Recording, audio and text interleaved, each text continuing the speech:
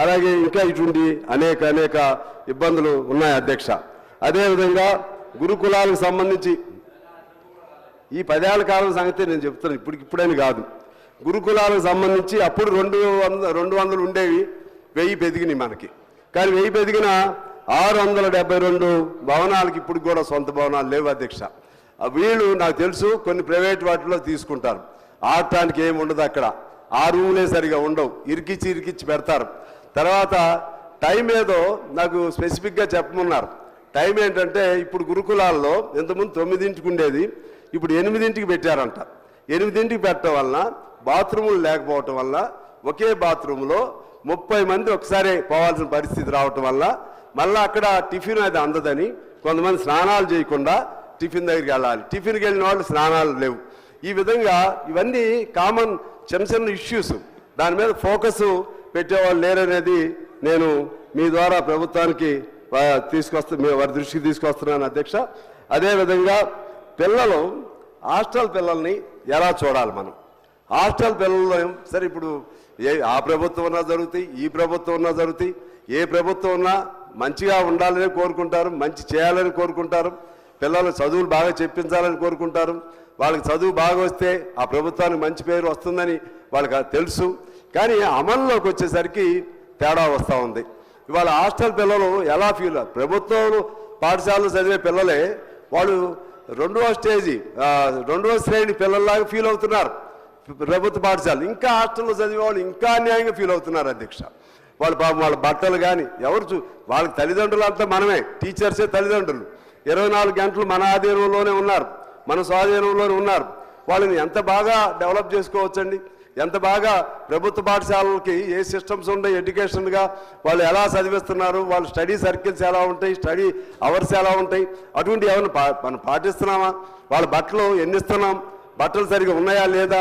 మీరు ఎప్పుడైనా చూడండి ఒకసారి హాస్టల్కి వెళ్ళి, తెల్ల బట్టలు ఉన్న చోట తెల్లగా ఉన్న బట్టలు ఉన్నటువంటి వాళ్ళు ఎంతమంది మనకు కనపడతారు చూడండి.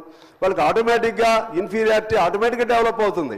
అక్కడ చదవటం వలన సుపీరియారిటీ కంటే వాళ్ళకి ఎంపవర్మెంట్, వాళ్ళకి ఒక ఆత్మ గౌరవంతో పాటు ఆత్మాభిమానంతో పాటు నేను ఇక్కడ చదువుకున్నాను, పైకి వస్తాను, పైకి ఇంకా మిగిలిన వాళ్ళకంటే ఎవరికంటే నేను తక్కువ కాదు అనే భావన కంటే హాస్టల్లో చదివేటువంటి వాళ్ళకి ఎక్కడో ఆత్మ న్యూనతా భావం ఉంటుంది.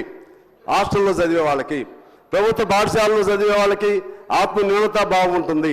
వీటన్నిటినీ మనం సరి చేసుకోకుండా, ఈ విద్యా విధానాన్ని సరి చేసుకోకుండా ఈ సమాజం బాగుపడదు, ఈ దేశం బాగుపడదు, మన రాష్ట్రం బాగుపడదు. అందువల్ల నేను అంటున్నాను, దానికి సంబంధించి ఇవన్నీ బాగానే చెప్తున్నాం, ఖర్చులు కూడా పెడతానే ఉన్నాం. కానీ అసలు ఎక్స్పర్ట్స్, అకాడమిక్ ఎక్స్పర్ట్స్ ఏం చెప్తారంటే బడ్జెట్లో 20% ఇవ్వండి అంటారు. సరే, వాస్తవంగా మనకు we know the practical difficulties of every government. ఎందుకంటే వాళ్ళు బ్యాలెన్స్ చేసుకోవాలి, అన్ని రంగాలను బ్యాలెన్స్ చేసుకోవాలి. 20% అంటే పెట్టలేరు వీళ్ళు. వాస్తవంగా పోయినసారి 6.5% పెట్టారు, ఈసారి 7.5% పెంచారు ఎడ్యుకేషన్కు సంబంధించి. ఇది అట్లీస్ట్ 12% కన్నా తీసుకురావాలి. అటు ఆర్థికంగా కొద్దిగా వెసులుబాటు కల్పించాలి, వాటన్నిటికంటే మించి ఉద్యోగస్తుల్ని హ్యాపీగా ఉంచాలి, వాటన్నిటికంటే మించి వాళ్ళల్లో అంకిత భావం కల్పించాలి. అంకిత భావం కల్పించాలంటే వాళ్ళకి జవాబుదారీతనం నేర్పాలి. జవాబుదారీతనం నేర్పాలంటే వాళ్ళు సంతోషంగా ఉండే విధంగా చేయాలి. అదేవిధంగా పిల్లలకి మరింతగా వాళ్ళకి వాళ్ళకి ఈ ఇన్ఫీరియారిటీ పోగొట్టి వాళ్ళ మీద ఎవరికంటే తక్కువ కాదు అనేటువంటి ఒక మంచి భావన వచ్చే విధంగా ఏ పద్ధతిలో ప్లాన్ చేయాలో అకాడమిక్ ఎక్స్పర్ట్స్ ఉంటారు, వాళ్ళ సలహా తీసుకోవాలి.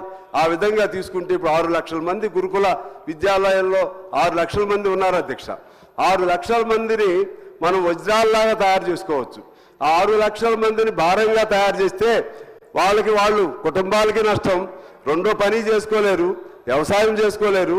చదువుల్లో పూర్తిగా మనం చూస్తూ ఉన్నాం, చదువుకున్నటువంటి వాళ్ళు ఎంతమంది కరెక్ట్గా ఉద్యోగాలకి కాంపిటేటివ్ ఎగ్జామ్స్కి పనికి వస్తున్నారు. డిగ్రీలు ఉన్నాయి, ఇంజనీరింగ్ చదివిన వాళ్ళు ఉన్నారు, పోస్ట్ గ్రాడ్యుయేషన్ చదివిన వాళ్ళు ఉన్నారు. టెక్నికల్గా వాళ్ళకి సర్టిఫికెట్స్ వస్తున్నాయి తప్పితే ఆచరణలోకి వచ్చేసరికి స్టాండర్డ్ చాలట్లేదు. వీటన్నిటిపైన ఇది పెద్ద ఓషన్ అధ్యక్ష. ఇది ఇవాళ ఈ ఒక్క గంటతో జరిగే చర్చలతో ఇది అవ్వదు. దీనిపైన ఈ విద్యారంగం పైన చాలాసార్లు కొఠారి కమిషన్, రాధాకృష్ణ కమిషన్ ఇంకా చాలా కమిషన్లు ఇంతకుముందు చాలా సూచనలు చేశారు. అమలు చేయటంలో మనకి ఇప్పుడు ముఖ్యమంత్రి గారికి తపన ఉంది, అంతకుముందు కేసీఆర్ గారికి తపన ఉంది. ఆయన ఫెయిల్ అయ్యాడు, ఈయన ఫెయిల్ కాకూడదని కోరుకుంటున్నాం.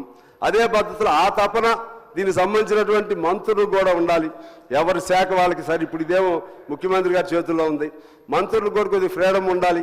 ఎవరి శాఖను వాళ్ళు ఛాలెంజ్గా తీసుకుని నడిపే విధంగా వాళ్ళకు ఉండాలి. అదేవిధంగా దానిపైన ఉన్నటువంటి ఐఏఎస్ ఆఫీసర్లు, అదే ఎడ్యుకేషన్కి సంబంధించినటువంటి సెక్రటరీస్, ఎడ్యుకేషన్కి సంబంధించినటువంటి పై అధికారులు, వాళ్ళందరూ కూడా అంకిత భావంతో ఉండాలి. నేను ఏం చేస్తున్నాను, ఏం చేయాలనేటువంటి తపన ఉండాలి. ఇవి ఎంతసేపు ఉద్యోగం అయిపోయిందా, ఐదు గంటలు అయిపోయిందా, వెళ్ళిపోదాం అనేది కాకుండా ఇంకా సీరియస్గా వాళ్ళని వాళ్ళు అర్పించుకోవాలి. అటువంటి డిపార్ట్మెంట్ ఇది ఈ విద్యారంగం.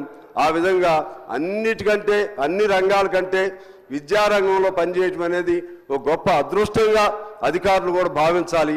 విద్యారంగం కోసం కృషి చేయటం గొప్ప అదృష్టంగా పాలకవర్గాలు భావించాలి. ఆ విధంగా ఇవాళ ఈ మంచి సబ్జెక్టు ద్వారా కొన్నైనా సరే సమస్యల పరిష్కారం ఉండి దానిపైన మరింతగా వాళ్ళు ఎక్స్పర్ట్స్ని కూర్చోబెట్టుకుని ఎక్కడెక్కడ ఎందులో లోపం ఉంది, ఎక్కడెక్కడ మౌలిక వసతుల్లో లోపం ఉంది, చదువులో ఎక్కడ లోపం ఉంది, ఎన్ని ఖాళీలు ఉన్నాయి, తక్కువ జీతాలు ఎంతమందికి ఇస్తున్నాం. అధ్యక్ష, అందరికీ సేమ్ క్వాలిఫికేషనే టీచర్లకి. ఒకడేమో టైమ్ స్కేల్ టీచర్ అంటారు, ఒకడేమో గెస్ట్ టీచర్ అంటారు, ఒకళ్ళేమో ఆన్రోరింగ్ టీచర్స్ అంటారు, ఒకళ్ళేమో ఫుల్ టీచర్స్ అంటారు. ఇక వ్యవస్థ ఇట్లుంటే బాగుపడదు. వీటన్నిటి మీద సమన్వయంతో ముందుకు తీసుకెళ్తే ఖచ్చితంగా మన తెలంగాణ నెంబర్ 1గా ఉంటుంది. తెలంగాణ నెంబర్ 1గా ఉంటే దేశంలో కూడా మన భాగస్వామి మనం ఉన్నట్లు దేశాన్ని నెంబర్ 1గా తీసుకెళ్తే ప్రపంచంలోనే అగ్రగామిగా ఉండడానికి అవకాశం ఉంటుందని తెలియజేస్తూ అవకాశం ఇచ్చినందుకు మీకు ధన్యవాదాలు తెలియజేస్తూ సెలవు తీసుకున్నాను అధ్యక్ష. రామచంద్ర నాయక్ గారు.